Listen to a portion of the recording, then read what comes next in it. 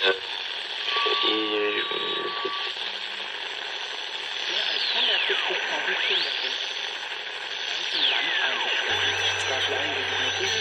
votre thérapie, d'aller en partie. Votre fils a quand même... Good evening. I'm your host, and this is uNcomfortable.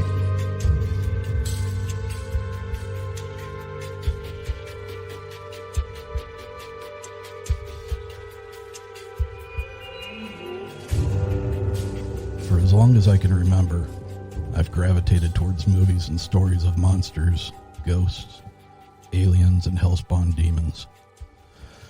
I've enjoyed the mad slasher movies of the 1980s. They were good for an occasional jump-in-your-seat scare, but beyond that, they were just good fun. But demons, that's another story.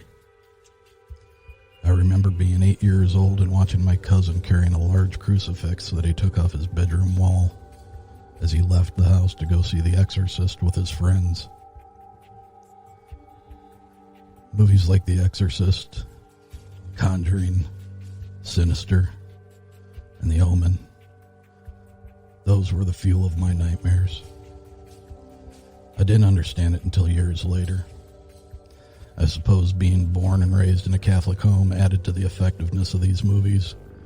The idea that some unseen, unholy force could actually penetrate your being, change one's personality, or manipulate one's own demise was terrifying. Tonight's guest will hopefully shed some light on the subject of demons. What they are, where do they originate from, do they pose an actual threat to our physical reality, and most importantly, what do they want with us? Let's welcome Reverend Robert DuShane of Paranormal Michigan Inc. of Kalamazoo, Michigan. Hey, Robert. Thanks for being with us tonight. Oh, no problem. Before we get too far into it, why don't you tell the listeners about your group, Paranormal Michigan Incorporated, and where they can find you and your services online or on social media? Probably the best way to find Paranormal Michigan would just be to go to paranormalmichigan.com. There we have all of our services listed, which includes our walking tours. We have bus tours that we offer, do paranormal investigations, and also help with the darker hauntings, such as the demonic. Now, I assume your tours and such, that all takes place in the Kalamazoo area, correct? We have tours in Kalamazoo and Grand Rapids currently, but we're expanding into other cities next year. We were hoping to this year, but obviously 2020 has not cooperated very well. Yeah, it's not been a great year for a whole lot of things. Yep, we have, I think, 4 of them coming up in Grand Rapids. I might have the number wrong, but I know we have 3 or 4 tours that are scheduled. Neat. Now you've I'm sorry, go ahead. And I'm relatively sure that they're not sold out. So. Oh. All right. So on your website, you also, you've penned several books, correct? Yes. My wife and I have written a total of 6 books. 5 of them have been published. The other one is in its final stages of editing and will be out soon. We wrote The Haunted History of Kalamazoo, Goes to Grand Rapids, Michigan's Haunted Nightlife, Paranormal Lansing, and the last paranormal realm type book would be called Twisted Kalamazoo, which just talks about some of the darker things that happened in the history of Kalamazoo. Mm-hmm. And we wrote one other book called One Silent Voice, a Jeannie Singleton story, which is about an unsolved murder from 1955 of an 8-year-old girl. So, Robert, what got you interested in seeking out hauntings to begin with, and how long have you been investigating?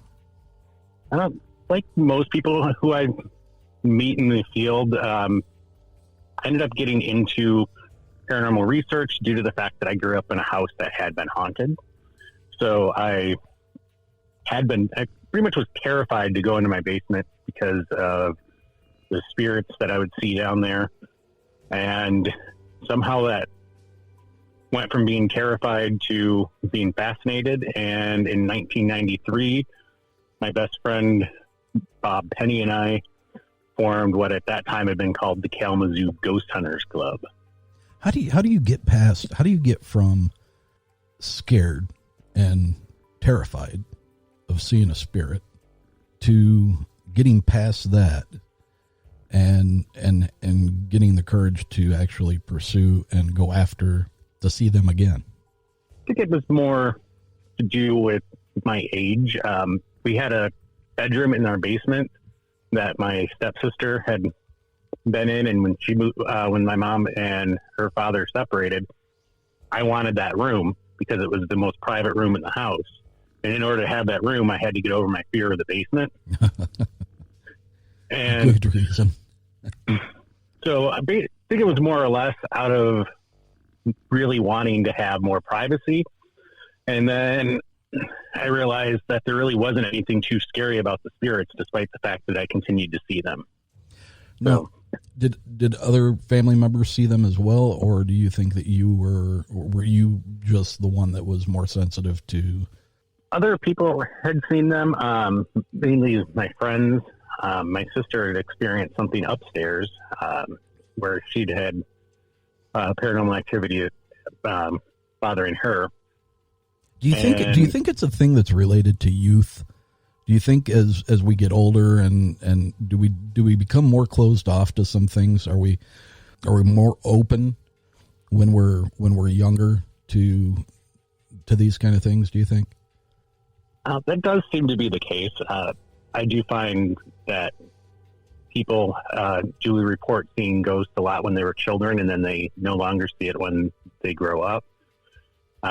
There are several theories on why that is. One of them is that when you're a child, you still have the skull hasn't completely fused, so you have more opening for like energies to get into your brain. That's one theory.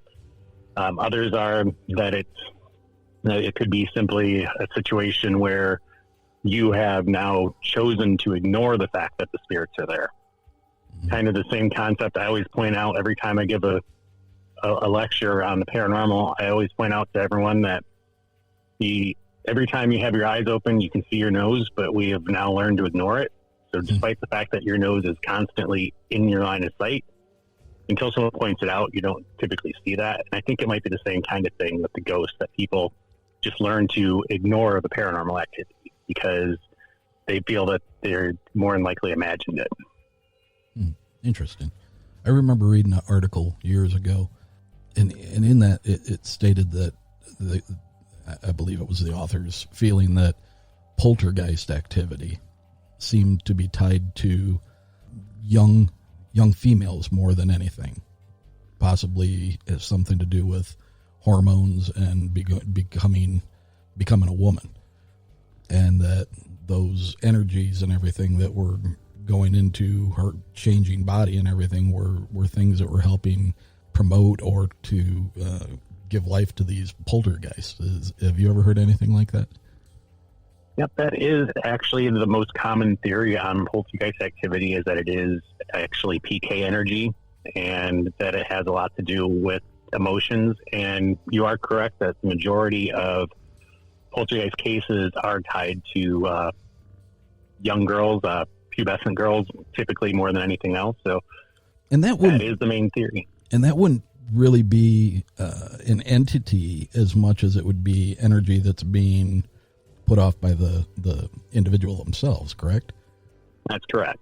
And a lot of times people mistake that type of thing for being paranormal activity. It's one of the main it's one of the main theories that people have.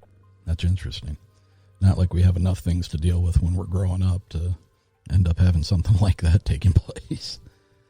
I've had a few cases where there were teenage girls that were having hauntings, and it did seem to be tied to their age. And they just clear up on their own, typically, as the girl gets older.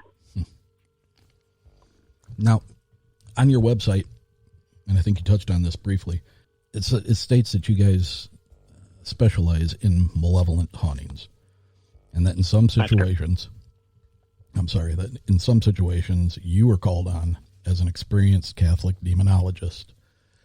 And that's really what I want to get into tonight. That is my area of expertise now. I had been your typical paranormal investigator for most of my career, and then after having experienced something demonic in my own life, I ended up getting into demonology and working with the church. I gotta ask, what's that process like? Can you talk about it, first of all? And if you can, what is it? I was initially trained by a gentleman named Kenneth Deal, who wrote a book called The Catholic Demonologist Handbook, and he worked closely with John Zappis. And so initially I was trained by a lay minister in the basics of demonology.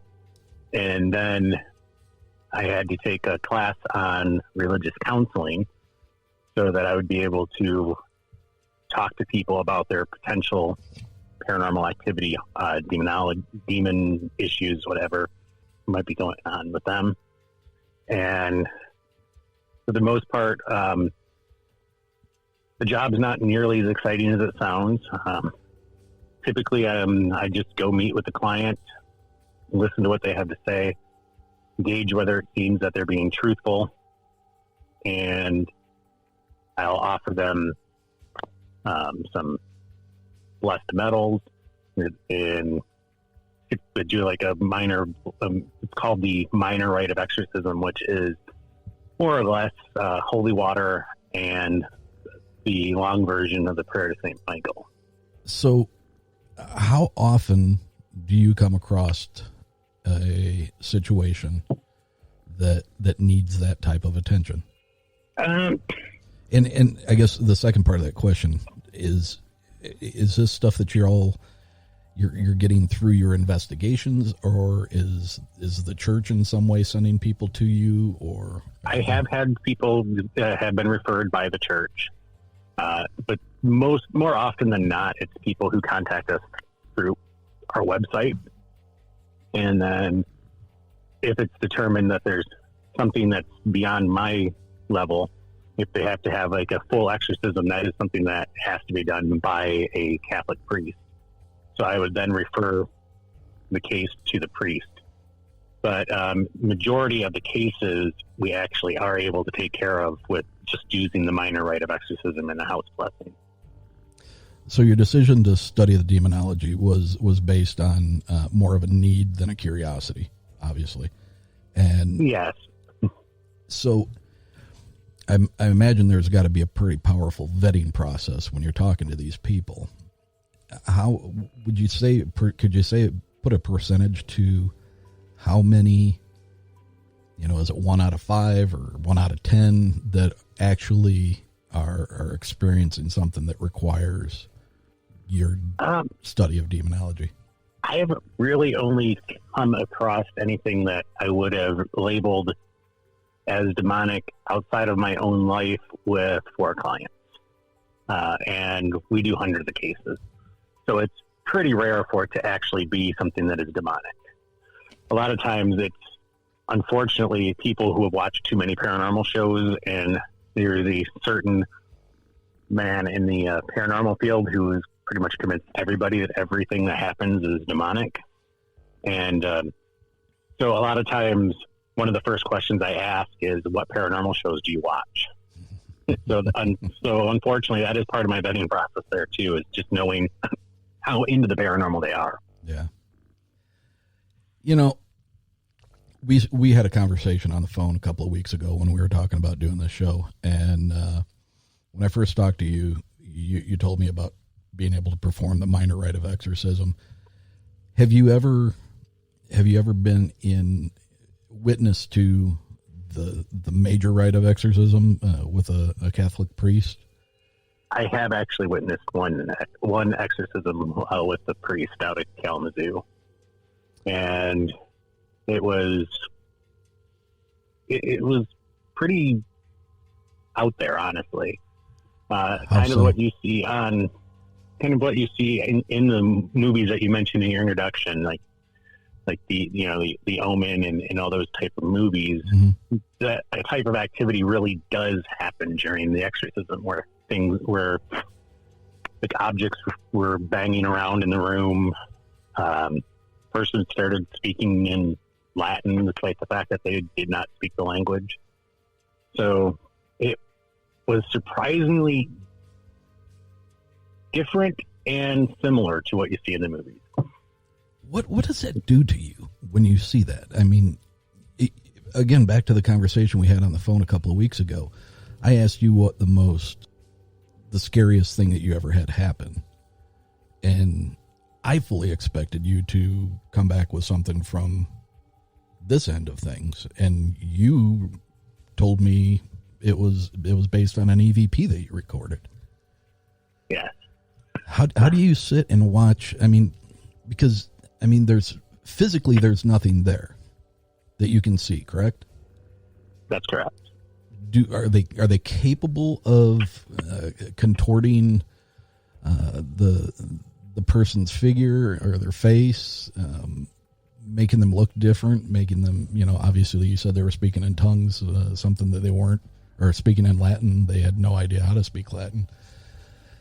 Right. How do you, I don't speak Latin. How does one sit and witness that? Where do you pull your strength from? I mean, obviously you're a man of God, but still, it's got to be scary as hell to sit there and watch that.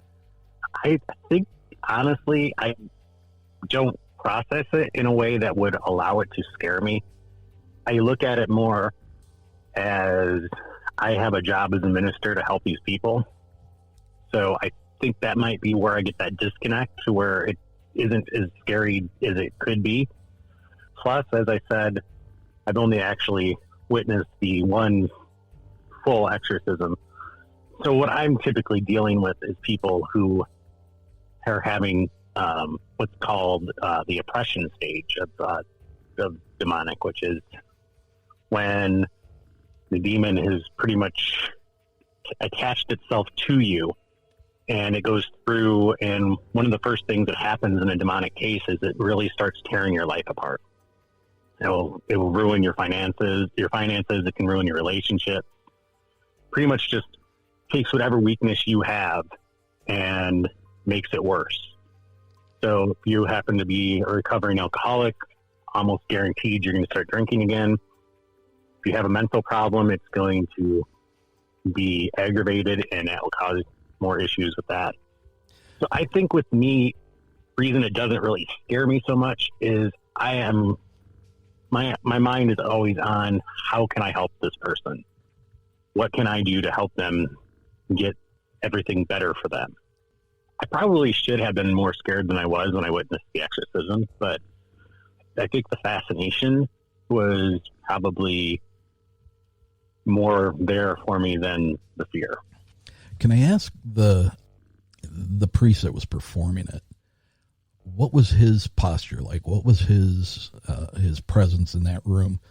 Did he seem unnerved by it, or is this something that is relatively common enough that he really just seemed like he was being very firm and commanding, and you can't really show any fear. I mean, if the priest were to have a lot of showing of fear, that would possibly make it so that he would not be as effective in doing the exorcism. Mm-hmm.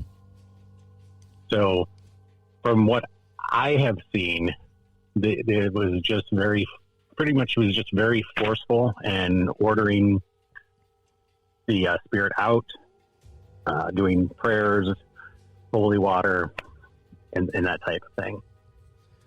I've seen documentaries. I wish I could remember the name of the one I watched not too awful long ago. It was really well done, and it was more of almost a kind of like a day in the life of type production about a priest who had been, I believe it was over in Italy or France, it didn't really have a happy outcome at the end of it. It was just refusing to go. And it had started to follow him and was leaving signs at other churches in different towns that he had gone to. And to him, he felt that he was being reached out to by this entity and given signs that he just wasn't going to go. Is there any precedence of that? I mean, is it usually a priest comes in, does a full exorcism, and boom, they're gone, or do these things tend to fight and hold on? There are plenty of cases where the priest has an extremely hard time trying to get the demon to leave, and there have been reported cases where the demon has actually attached itself to the priest, like you were mentioning. So, pretty much would depend on how powerful of a demon you're dealing with. There's like a hierarchy. Some of them are going to be low levels, and then you could have some very, very powerful ones that would be probably impossible for you to have enough faith to be able to do it, to handle it on your own. Okay, with getting to that, what are demons? Were they human spirits at one point? Are they some sort of a physical being? Are they something completely unto themselves, completely different? Where do they come from? I mean, if we're to believe that, and I was born and raised Catholic, I'm not practicing now. I'm still spiritual. I believe in God. I don't know what that is, but I believe in it, if that makes any sense. That makes perfect sense. I have actually studied many religions throughout the years, so I understand how that can work. You know, I say prayers at night, but I don't know who I'm saying them to. I've never sat down and read the Bible, but I've been around born-again Christians who believe that every word of the Bible is the only thing that they can believe in. And I have a bit of a more science-based thinking, I guess. And to me, who wrote the Bible was only able to relay information in what was available to them as far as technology and knowledge over 2,000 years ago. You know, if we would have put a cell phone in front of one of those people that were writing the Bible, they would have thought that was some kind of, ungodly magic. But yet here today, we have cell phones in everyone's pockets. We're using them tonight. So I don't disbelieve the Bible, but to me, timelines don't line up. I remember, I think I was in 7th grade. I went to Christ the King Catholic School for part of 7th grade. And we had to go to Mass a couple of times a week. And I remember coming back from Christmas vacation, and the priest asked us all, how was your vacation? Did you guys have fun? What'd you do? And I remember my parents took me to Chicago to the different museums and the planetarium. I remember telling him how neat it was to see the large statues, bones that have been put back together of the dinosaurs. And he put his hand on my shoulder and he just kind of chuckled and he said, "No, those aren't real." And I said, "What do you mean?" And he said, "Dinosaurs didn't exist." And I was like, "But I just saw them." They take up like 30 feet in this museum. And he's like, that's all made up by man for whatever reason, for you to believe that, but they never walked the earth. But when you study science, there had to been a lot of people that were really fudging a lot of bones for something that never existed. So that's kind of where I started having my fall away from the Catholic Church. And I always thought that was kind of like their perspective of it. Come to find out, that really, dinosaurs and stuff doesn't really have anything to do with the Catholic Church. I don't really see anything that they have a stand on that one way or another. But it just back to I am spiritual, and I believe in a greater a bigger, greater thing than any of this, but I'm not sure what that is, I guess is what I'm saying. So I know plenty of people that would pretty much not be able to explain their faith the same way you just did, but would more or less have the same thoughts, where they believe in God, but they're not sure how to define God, just that there is a higher power. And that. So I guess if you, in my mind, if you've got to believe in good, you've got to believe in bad or evil as well. You know, you can't have plus without minus. You can't have. So to me, that's what, the idea of demons. I mean, what are they? Were they human at one time? Are they? The main theory that I have heard on the origins of the demonic is that they are descended from the fallen angels when Lucifer tried to take over, and they were flushed out of heaven and they were sent to earth. And when they were on earth, they pretty much raped and pillaged, and it's supposed to be the offspring of the fallen angels. Would that not be the Nephilim then? It'd be similar. You have the hierarchy of angels, so you'd also have hierarchies in the demonic orders too. So God created these and basically gave them life when he banished them from heaven. That's what how it was explained to me from Kenneth Steele, and the priest that I worked with in Kalamazoo pretty much went with the idea that they are also the same thing, that they are descended from the fallen angels. And what's their purpose? Why do they try to wreak havoc on people? What's their organized process? I mean, why are they doing this? What's the end game for that? The whole idea is to pretty much be able to claim a soul for hell. They're attempting to tear your faith apart to where you will turn from God, essentially making it so that you will not go to heaven. And as a result, that gives them another soul for hell. So they're essentially, just as you were saying, you can't have good without evil. They're doing the evil side of nature there, I suppose. They're just trying to damn you. How are they referred to? Do they have names? I know I've read in the past, probably one of the shows that has the guy in it that says everything's demonic, that you don't want to say who it is, but I'll probably say it because I don't care. Ghost Adventures, Zach Baggins.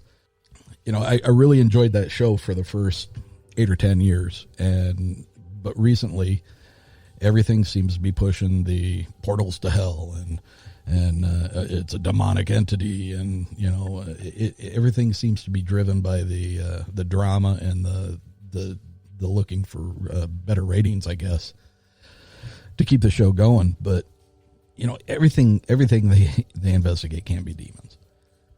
And like you said, out of all of your investigations, and you've been doing it for a long time, not many times do you come across something that is that. Right. And there are some people, in Zach Baggins is one of the ones that I do ask people if they follow, because people who are fans of Zach Baggins have a tendency to think everything is demonic. Yeah. And a lot of the demons, actually, they do have names. You're not supposed to speak their names, but they have names. And I'm not asking you to speak their names, but what is the idea behind not saying the name? Is that an invitation, that in itself?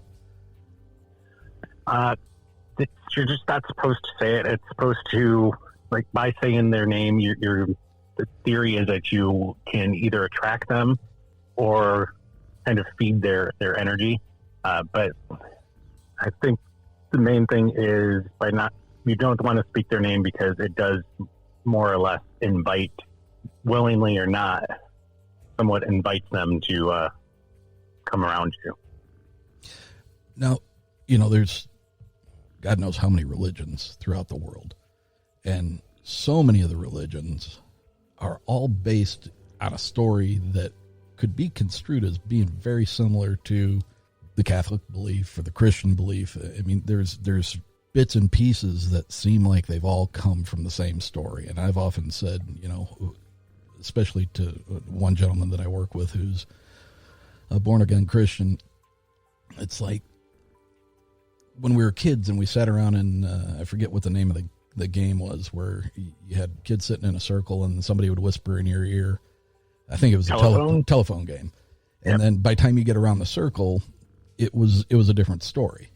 And, who's to say that whatever event did truly happen, and there were people from God knows where, and after they saw it, they all went off to their tribes, and they went through deserts, and they went through oceans, and they ran out of, their horse died, and they had to turn over the story to somebody else, and then you make sure you get this back to our people. And then, by time all these different factions of people got back the story to their groups of people, who's to say that it hadn't changed? And that's where the differing parts of religion had come from.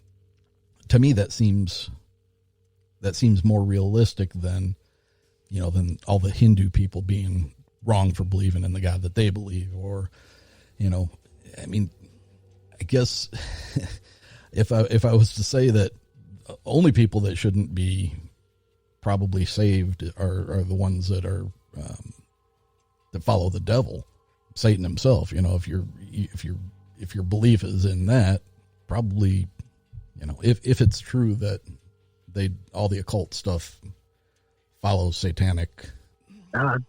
There's many cult religions out there. There's some nature cults and that type of thing as well. But I would agree with you that the basis for most religions does seem to be pretty similar, to the point that I think different parts of the story have been borrowed, retold, that type of thing. Like the story of Noah's Ark existed in Egyptian times, so we know that was part of their belief. There's plenty of things in the Bible even that have been borrowed from other cultures. So I would imagine that they're probably, just like you said, it's just the stories have been told over and over so many times that they're not exactly 100% correct anymore. Yeah.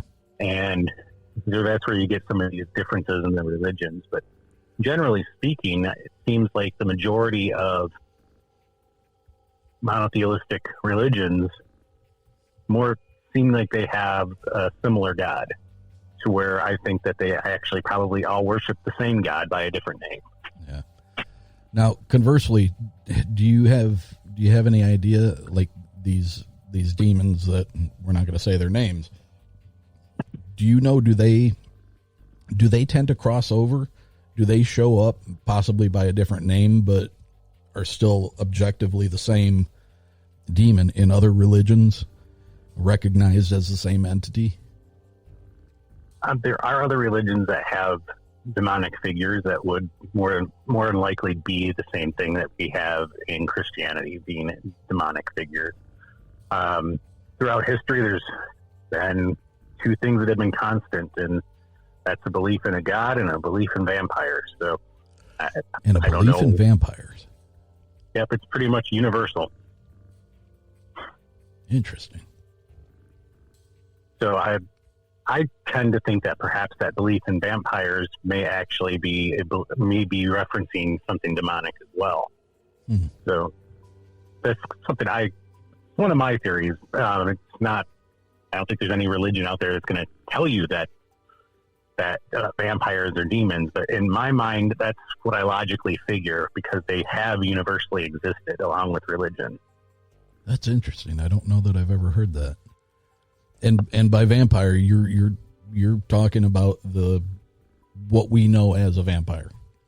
Maybe not. Yeah, there's a book. It was written by I cannot think of the name of the author offhand, of course, but it's called Actual Factual Dracula, And it goes through and it talks about the different beliefs in vampires throughout history and the different cultures. And they all had different weaknesses. Some of them couldn't cross water. Some of them couldn't be around flames. Some had the weakness that they can't be in the daylight. There's some that can't be out at night. So throughout history, vampires have pretty much existed. And as I said, I tend to think that perhaps our interpretation of what we call a vampire is some form of the demonic spirit. That's interesting. What was the name of that book again? I believe it was called Actual Factual Dracula. Okay, so got the book in storage, but otherwise But let's take a look at spirit boards, Ouija boards.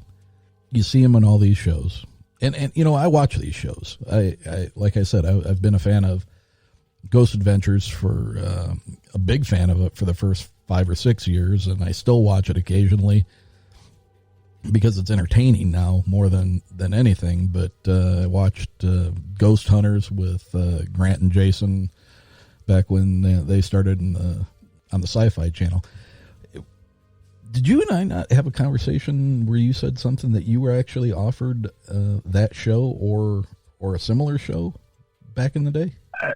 Yeah, we my friend Bob and I were actually offered the opportunity to have the show that became Ghost Hunters, but we turned it down due to the fact that the contract specifically stated that until 2 years after the airing of the last episode, we could not discuss what evidence had been captured and what had been manufactured by the producers.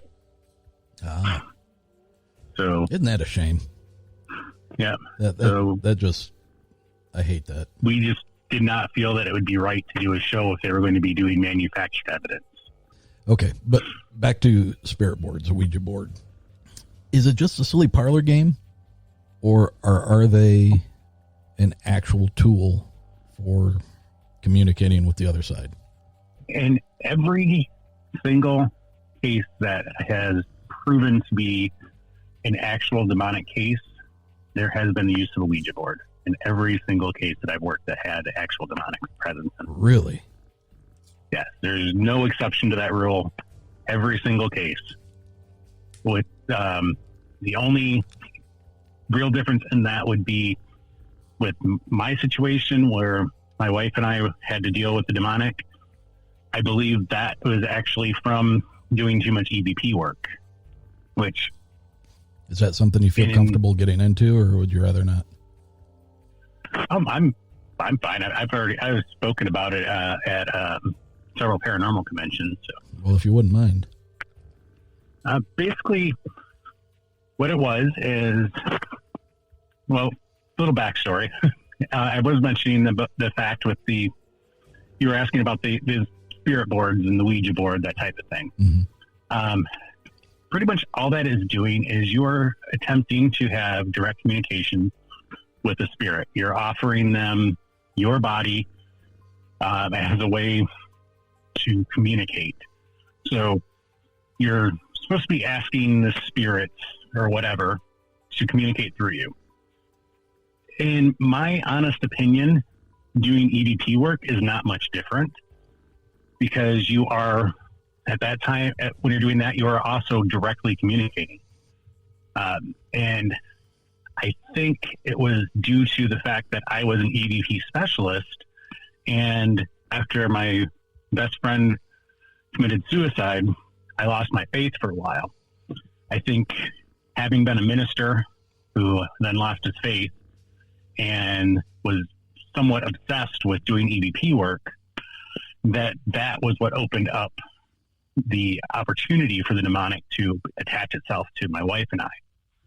What ended up happening, the way that we found out something was going on, was we were doing an investigation of a church in, I believe it was in Ionia, Michigan. One of our investigators came out from being in one of the classrooms there, and he brought me a recording, and he said, "Could you please listen to this and tell me if you hear what I hear?" And played it back, and it was very clear. There was a voice in the thing that said Nikki, which is my wife's nickname. And it was a very gruff voice. It was like, Nikki. So that was the first time we had that. Then it was another investigation. A different investigator brought a recorder, and he brought me the recording to listen to, and it had that exact same voice saying Nikki, in that same guttural, demonic sounding voice. A second time. Yes. We actually captured that voice on 5 different investigations. And as this was going on, my relationship with my wife, who at that time was my fiance, was getting worse. We were having a lot of relationship problems. I had been a recovered alcoholic, and I went right back into the drinking. Finances fell apart. Things just kept getting worse and worse. And this voice just kept appearing in all of our recordings that said her name. And what finally made me realize what was going on was we were doing an investigation of a house, private residence. And I was the one watching the cameras while everyone else was they were doing an EVP session. And because of my work I do with the church, I'm no longer allowed to do EVP. It's considered to be divination by the church, so I'm not allowed to do it. So I just watched the video and was looking for any kind of activity that was going on. And at that point, I had started to look into other means for investigating. And this was before I realized what was going on, and I heard a loud noise. So I got up, and I couldn't see the team on the camera. So I went up the stairs to where I'd heard this noise at, and I walked upstairs, and I said, "What was that?" And they said, "Well, Bob just knocked something over." And I'm like, "Okay." And in the middle of a sentence, my wife was saying something to me, and in the middle of the sentence, she just stopped, and she goes, "You can go downstairs now. You are not needed here." Mm-hmm. And I thought it was kind of weird, but it was her team, and she technically was in charge. Out of character for her? Very out of character. And went back downstairs, and we finished the investigation. And when we reviewed the audio, there was a voice that said something similar to "get rid of him" that we picked up in the background audio. So right as she was talking, you could hear this voice in the EVP says, "Get rid of him." And she stopped mid-sentence and said, "You can go downstairs. You're not needed here." And then we had one other situation where we were doing EVP work. This was at a historic property in Portage, Michigan. And we were up in one of the bedrooms of this historic home. And we were doing the EVP session. And my wife asked the question, "Is there anything I can do for you?" And we had a response that we caught on the audio recording that said, "Get rid of him again." Really? And I had asked later on in that same session, "Is there anything I can do for you? Anything we can do for you?" And it said, "Go outside." And when I started looking into what could be causing this, that was when I really started doing my research on demonology and oppression, and ended up having to work with a priest to help us clear up the problem. And it was after having that priest help me that's when I decided I was going to start studying demonology. Wow. So Ouija boards, no, not a good thing to mess with. EVPs, I did not know, can be looked at the same way as a opening for them. Right. Now, my formative years were in the 1980s. I was listening to the Judas Priest and Ozzy Osbourne and Kiss and all the hair bands and everything that were going along with it. Plus, I was listening to Black Sabbath, and I wasn't dressing up all in black. I wasn't painting my fingernails black. I wasn't wearing black eye makeup or anything. I was a normal, well-adjusted teenage kid who liked listening to hard rock. But back then, the PMRC, I don't know how old you are, but I'm 55. The PMRC was led by Tipper Gore, and they were a group of parents that were out to make them label albums as being explicit, and trying to get them taken off of the shelves if they had anything bad in them. And it was a mess for a while, and I don't know, I think they succeeded in putting some kind of a label, but they were never able to actually pull it off. But I think they had to start providing albums with edited versions of songs so that you could buy either or. You could either get it with all the words, or you could get it with the words that were. They had that explicit warning that that was put on. Yep, and I guess and I guess the whole thing, it kind of culminated in, I think it was 1990. There were a couple of teenagers that took their lives, and not to minimize the tragicness of them taking their lives, but Tipper and her PMRC, they tried to put it on the music. I think what they weren't looking at was the mental health issues. At the end of the day, there was something more than just hard rock and heavy metal going on in those kids' lives that that caused them to take their lives. But there's this death metal nowadays, and one band in particular, Behemoth, for example, they claim to use some lyrics that they say is part of conjuring demons. Whether it is or whether it's not, if you're listening to that because you think it is that not also a window or a doorway for them to get to you, access you, make you more vulnerable? If you are intentionally listening to lyrics that you believe are going to help conjure a demon, I would think that would definitely be somebody that would be inviting that type of thing.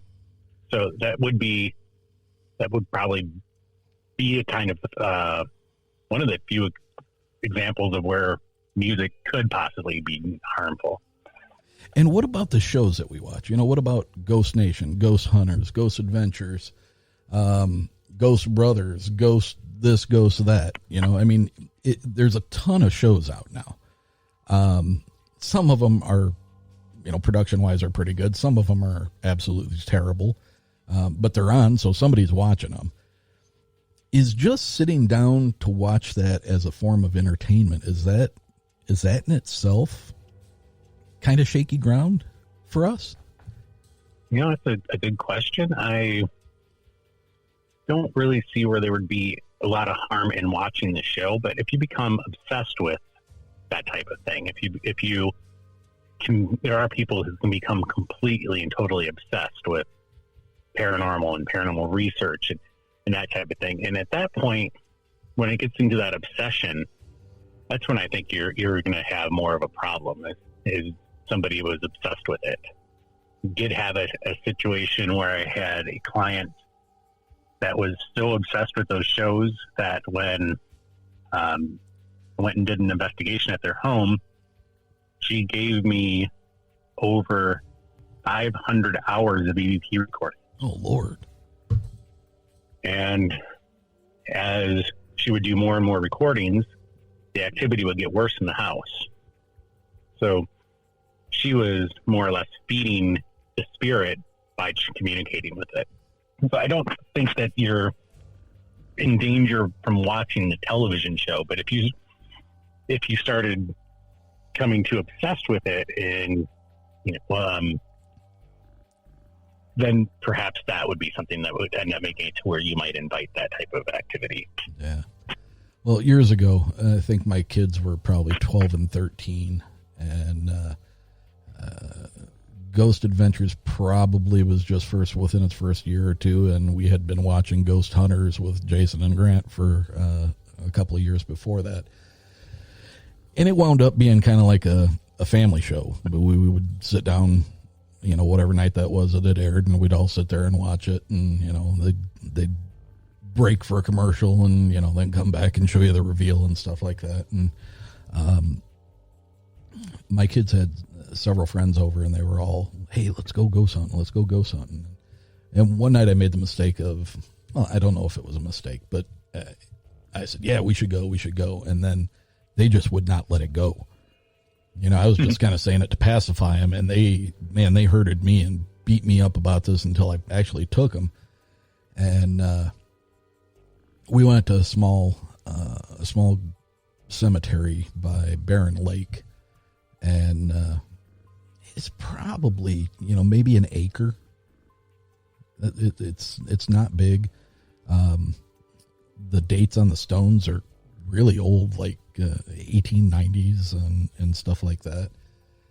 And so we went out there, and we all had flashlights, and I told them before we even walked in the gate to it, I said, there's people buried here. We're going to be respectful.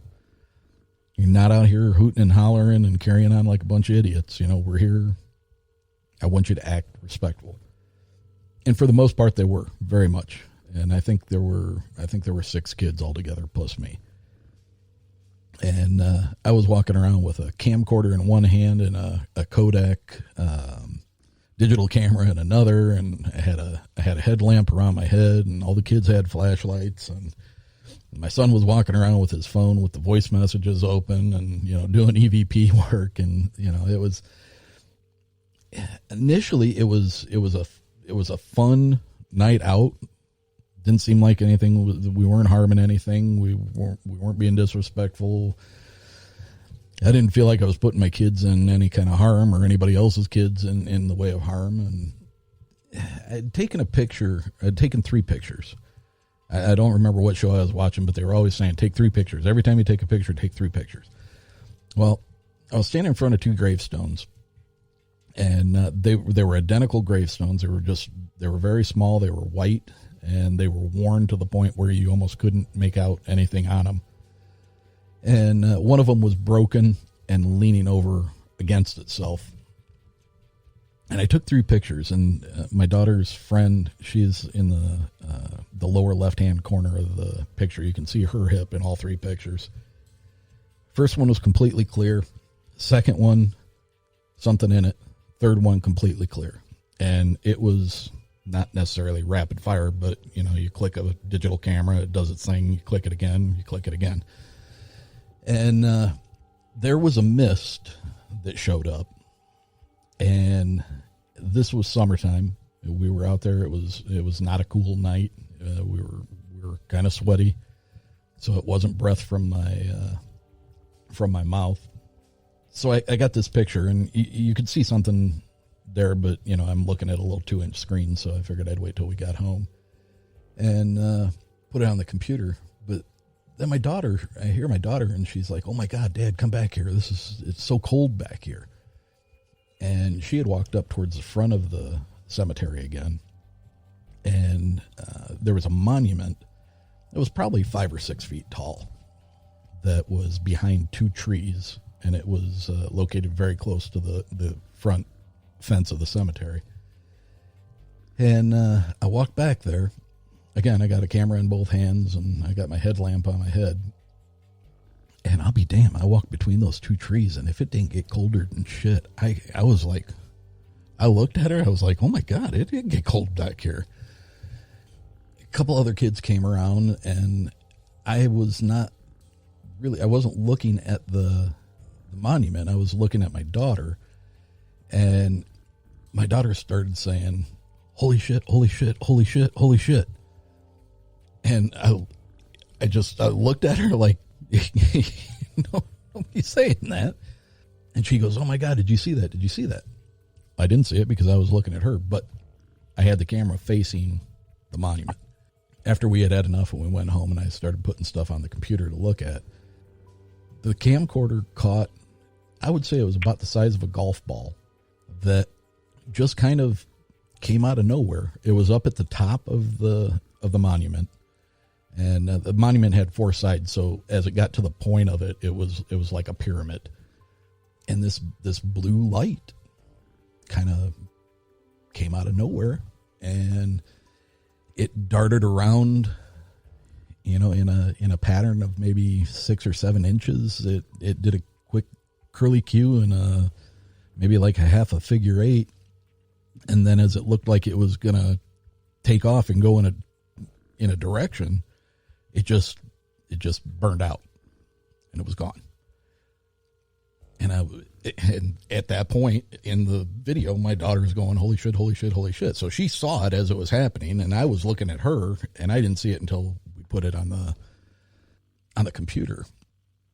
And then I'd gone back to that photograph that I had taken, and I started using whatever was on my my Windows computer, and just started changing filters and everything to see if I could make some color pop out more than the others. And after messing with it for a while, man, I'm telling you, that mist actually had a shape to it. And as weird as this sounds, that shape, I still have it on my computer. I could dig it out and email it to you sometime if you'd want to see it.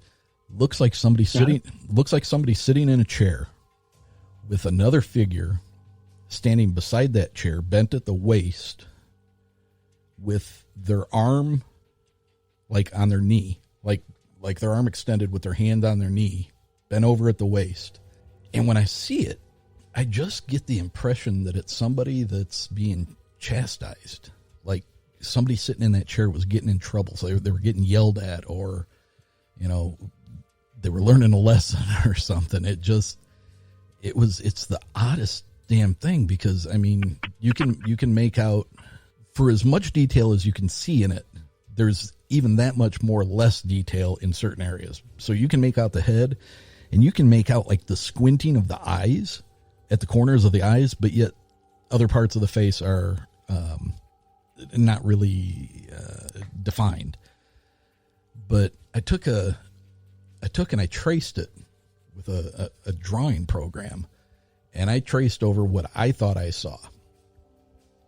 And it basically, it's a chair, a high back chair with somebody sitting in it, and their legs coming out, going down to the ground. And then there's another person that would have been like closer to me, in between me and the chair, that is bent over at the hip or at the waist, and looks like their arms are extended down to their knee. And you can almost, I swear to God, you can almost even see like the cuff of the shirt, like it was a short sleeve shirt. Like you can see the cuff of where the sleeve ends. And it's just the most bizarre thing. And from that point on, I had some experiences as a young man after my dad had passed away that pretty much solidified for me that there is something else out there. But after that, after seeing that photo and seeing that little orb of light doing whatever it was doing, I was like, you know what? I'm still interested in this stuff. I think it's fascinating, and but I'm gonna sit on the couch and watch it. It's the investigating isn't for me, I don't think, anymore. There are some dangers. My one of the last radio shows I did when I was still doing paranormal radio was on the dangers of the paranormal, and there have been cases where spirits have followed people home from investigations, or that type of thing, or they get there, they can get the attention of the demonic. So I could definitely see where you would think that it was better to watch it on TV instead of going out into the field. It probably is safer. And unfortunately, there are a lot of people out there that go out and do the ghost hunting thing after having watched it on television without really knowing what they're doing. And in a few of those situations, I end up being some of the cases that I do have to go out and do a house blessing or the minor rites. Really? It's people who pretty much open themselves up to it by unsafe paranormal practices. And, so I guess it's some irresponsibility on the part of the people that are going out and doing it if you're not trained and you don't know what you're doing. But from your end of it, from somebody who's been doing it for a long time, and you really don't have any idea what you're going to run into. You don't know if you're going to run into the ghost of a happy-go-lucky clown who's just like, hey, I was just trying to mess with you, or something more malevolent. Right. And just like there's evil people, there are evil spirits. So, I mean, if an evil person dies, they don't suddenly become Casper the Friendly Ghost. They're still going to be just as evil as they were in life, except now they don't have the restraints. That's such a bizarre thought. Why do you think, we're raised to believe that you're a good person, you die, you go to heaven. You're a bad person, you die, you go to hell. Why are there these spirits that are in limbo? Why are there so many spirits that can be contacted? I mean, you're not pulling a call from heaven when you're talking to them. You're not pulling a call from hell, are you? They're kind of in between. Well, the priest that I worked with in Kalamazoo, his theory on why we have earthbound spirits is that they are actually serving their time in purgatory. The Catholic faith believes that there is some, probably in layman's terms, pretty much like a waiting room for heaven. Yeah. And depending on how much you did wrong in your life is how long you're going to have to wait in purgatory. And theory with that was that the reason that we're able to communicate with these spirits is that they haven't made it into heaven or haven't made it to heaven yet, and that they're pretty much stuck in purgatory. And does that make them more... I'm sorry, go ahead. I was going to say, that doesn't necessarily explain where you would have the evil spirits at then, because if they were that evil, not particularly likely that they're in purgatory. But by the Catholic faith, you'd be forgiven for any sins. So they may actually, that could explain where you had the evil spirits, is that they are waiting. They did believe in God, and because they believe in God, their soul will be saved, but they have to wait out their time in purgatory. Interesting.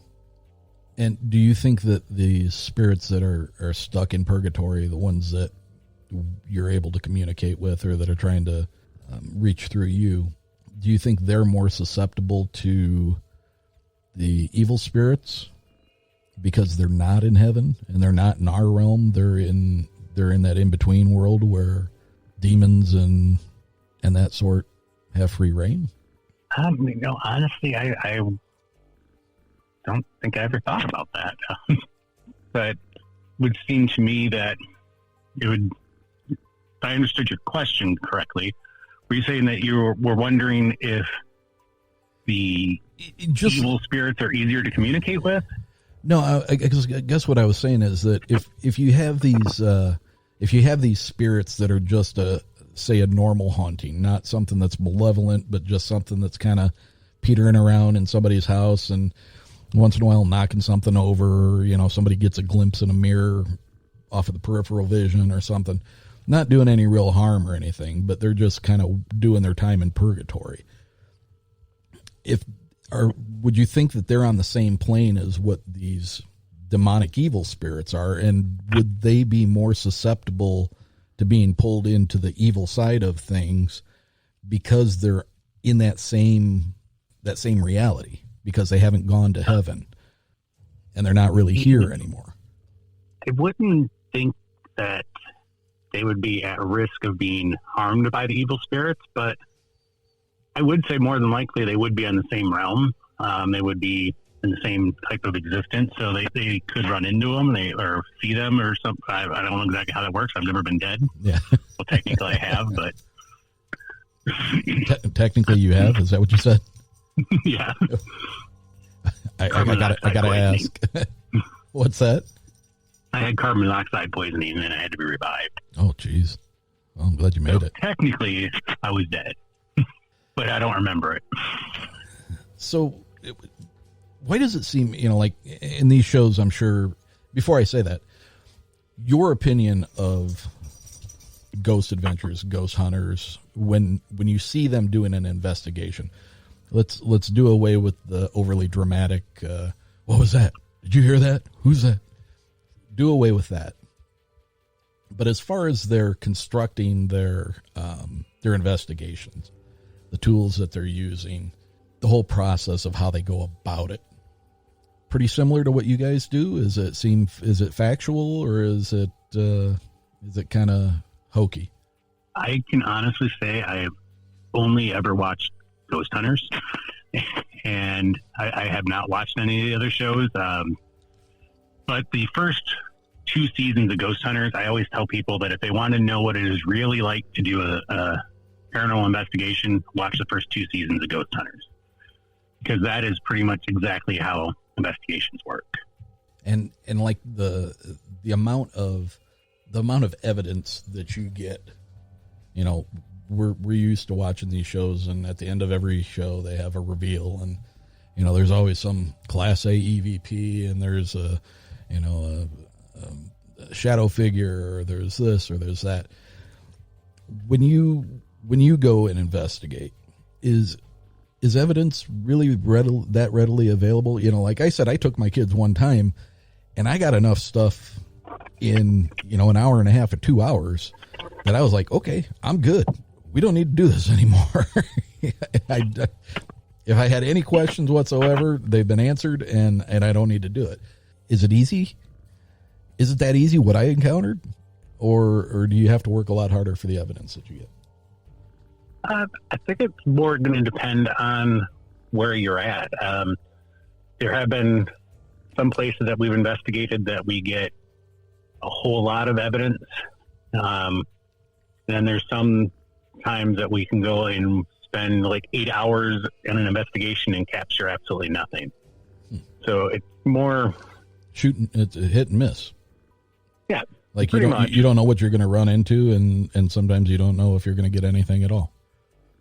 That's probably a pretty good way to put it. What's your opinion on? And I keep bringing up his name. I guess maybe it's because of his popularity and currently, but Zach Baggins had a documentary he did a couple of years ago. Just came out about a year ago, I think, called The Demon House. Have you seen it? Do you know what I'm talking about? It was a house in Gary, Indiana. I know of the documentary, but I did not watch it.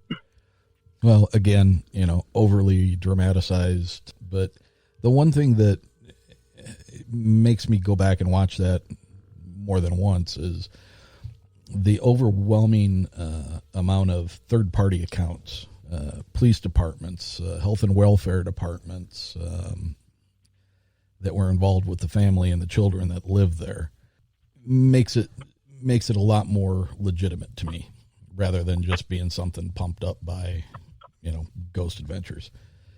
What makes a place so inherently evil or inviting to entities that it becomes a source that just seems to linger there, beyond one family, but staying through and being there after people move out and more people move in? Any ideas on what causes that? I think they more are tied to the land or perhaps the building. A lot of times it can be practices of people who live there. Say somebody was really into the occult, they may have actually done something conjuring on there that made it so that this presence is more or less stuck there. So there's whole bunch of factors, but most of the ones that you find that are more active like that, there is some element of somebody that lived in the property practiced the occult. So that seems to be a pretty common thread. It doesn't just happen. It's not something that is. That does seem to be more often than not that somebody has done something that invited the spirit to be active there. As I said, the majority of the cases that I've worked have all involved a Ouija board or some variation of that. Doesn't that seem extremely irresponsible for companies to continue to sell those things? Yeah. I believe you can buy them at like Toys R Us. Yes, they even made a Barbie version that was pink. Pink Lord. Barbie Ouija board. So there have been a whole bunch of different variations on it. And the only reason it's even sold as a game is actually because the patent for a toy was cheaper than the patent for a tool. So when they patented the Ouija board, they patented it as a game. You're kidding. Nope, that's true. Wow. That's very irresponsible. Because whoever patented it had to know what its use was. I would imagine so. I mean, it's a pretty old practice. They were being used before it was patented. So, now I've never partaken in the use of one. I was at a party when I was in my mid-20s, and some girls went into a bedroom and they had one. And even back then, I was like, I don't know, you shouldn't be messing with that. I don't remember exactly what happened, but they were in there for a half hour, 45 minutes. Then there was all kinds of screaming, and then they come running out, and apparently something had happened. And I don't know. It doesn't seem. It's such an interesting subject. The paranormal activity that I mentioned when I said my sister had activity in her house growing up, she had that immediately following the use of a Ouija board. So no thanks. I have used one. I was young enough that I really didn't know any better. And is it true that you have to do a specific closing at the end of it to send them back or to close that gateway? That is a common belief. Yes. We're talking about stuff that is only understood in theory, but my friends I've had several friends that have been magic practitioners, and they all firmly believe that you have to close the portal after. Scary stuff. Well, Robert, I think we're an hour and 20 minutes into this thing, and you've been a great guest. I really appreciate you being on the show. You've been very informative. Thanks for taking the time. And no problem. I will be in touch with you again and see if we can do another project together. Sounds like a good time. All right, sir. I've enjoyed our conversation. Thank you. I have too. Until next time, this has been uNcomfortable.